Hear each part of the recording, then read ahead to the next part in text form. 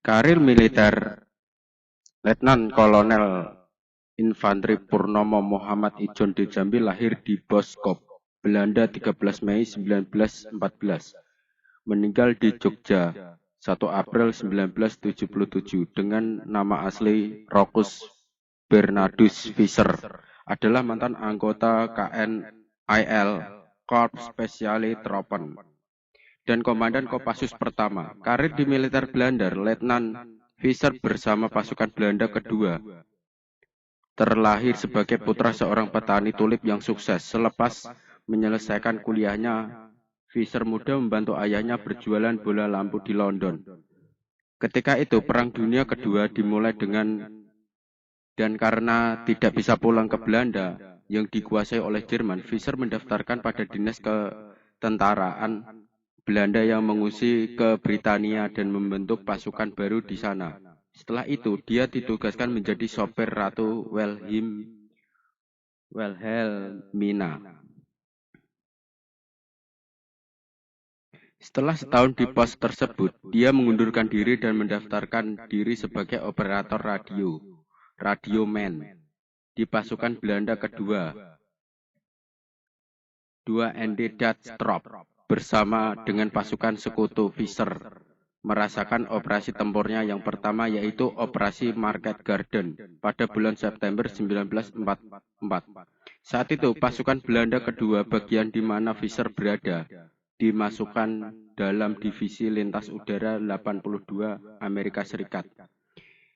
Diterjunkan melalui pesawat layang Visser dan teman-teman Amerikanya mendarat di bagian dengan konsentrasi pasukan Jerman yang tinggi. 2 bulan kemudian, saat dikumpulkan kembali, Visser digabungkan dengan pasukan sekutu yang lain dan melakukan operasi pendaratan amfibi di Walcheren, sebuah kawasan pantai di Belanda bagian selatan. Karena dianggap berprestasi, maka dia disekolahkan di sekolah perwira sebelum dikirim ke Asia. Selanjutnya, Visser dikirim ke sekolah pasukan para India dan dimaksudkan bergabung dengan pasukan untuk memukul kekuatan Jepang di Indonesia. Kekalahan pasukan Jepang pada 1945 mengakhiri Perang Dunia Kedua dan Jepang mundur dari Indonesia sebelum pasukan Visser sempat dikirim ke Indonesia. Mundurnya Jepang dari Indonesia membuka peluang kepada Belanda untuk kembali menguasai Indonesia. Karena keadaan di Belanda sedang kacau dan Amerika tidak mampu mengirimkan pasukan ke Eropa, ke Indonesia, maka mereka berusaha membentuk kesatuan unit khusus di India dengan mendirikan School War Opleiding van Parukotisten, sebuah pasukan terjun payung yang dipimpin oleh Letnan Visser, dan pasukan ini dikirim ke Jakarta pada 1946. Sekolah ini kemudian dipindah ke Jayapura, Hollandia, di Irian Jaya yang waktu dinamakan Dat West Guinea oleh Belanda, menempati sebuah bangunan rumah sakit Amerika yang telah ditinggalkan oleh pasukan Douglas MacArthur. Dengan segala kondisi yang ada, Visser ternyata menyukai hidup di Asia sehingga dia meminta istrinya, wanita Inggris yang dinikahinya semasa Perang Dunia Kedua, dan keempat anaknya untuk ikut dengannya ke Indonesia.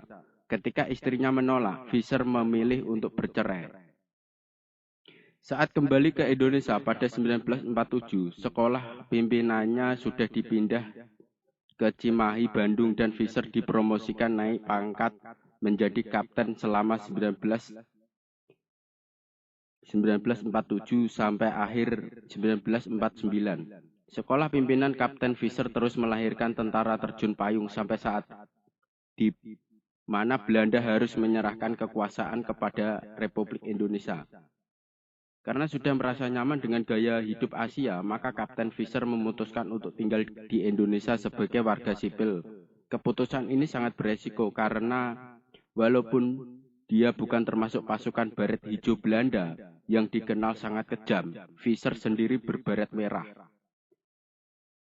Tapi tidak ada yang bisa meramalkan bagaimana keamanan seorang mantan perwira penjajah di negara jajahannya yang baru saja merdeka. Akhirnya dia menetapkan keputusannya untuk tinggal di Indonesia, pindah ke Bandung dan bertani bunga di Pacet. Lembang. Memeluk agama Islam, menikahi kekasihnya yang orang Sunda dan mengubahnya namanya menjadi Muhammad Ijon de Jambi.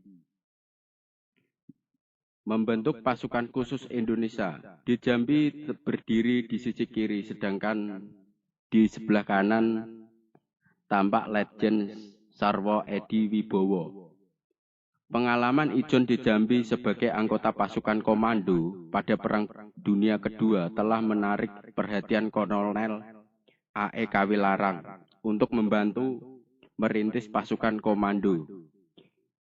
Ijon de Jambi kemudian aktif di TNI dengan pangkat mayor. Ijon segera melatih kader perwira dan bintara untuk menyusun pasukan.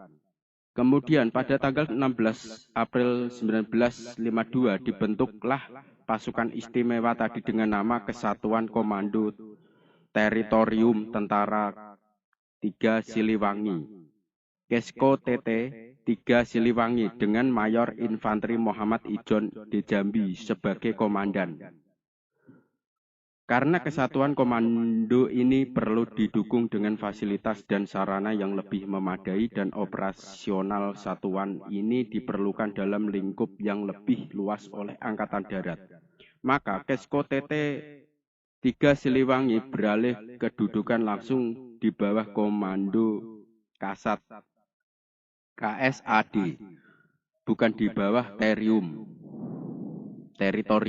lagi, dan pada bulan Januari tahun 1953 berganti nama menjadi KKD, Kesatuan Komando Angkatan Darat.